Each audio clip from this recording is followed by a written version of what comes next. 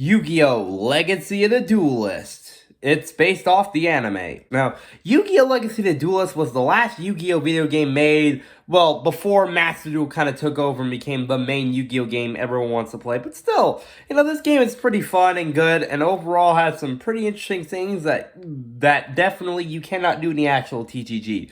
So there's that. So let's go over the last mainline Yu-Gi-Oh! Game and see what it had to offer.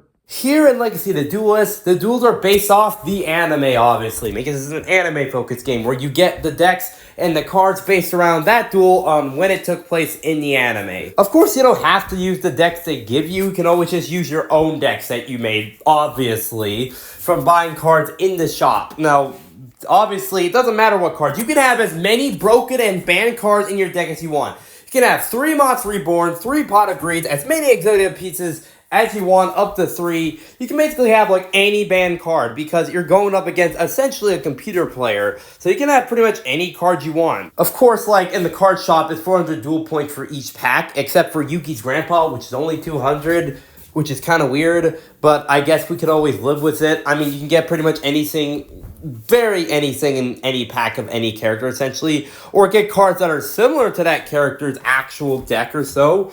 That's what I'm gonna go for, I assume. Who knows? You got many iconic duels, like the first duel, Yugi versus Kaiba, Yugi versus the Evil Spirit of the Ring, Jaden versus Jesse, Jaden versus Crowler, Yusei versus Jack, the graduation duel between Yugi versus Atem, and Yugi versus, well, Jaden, and so many other great duels. Like, they took most of the iconic and important duels from the anime. Still, they didn't include, like, every duel. Like, in Season 5, they didn't include any duel except for Yugi versus Atem. Like, nothing, like, you're not gonna include Siegfried versus Joey, or Kaiba versus Siegfried, or Yugi versus Leon, or like any of the other Season 4 duels from GX. They just skip over some and only go to and skip to the end of each season. Of course, after dueling the opponent, you can then challenge them in a harder mode, in the challenge mode. And you also do reverse duels, where the character that wasn't supposed to win, you can use them. But the only difference really is that you get to do another character in the challenge mode.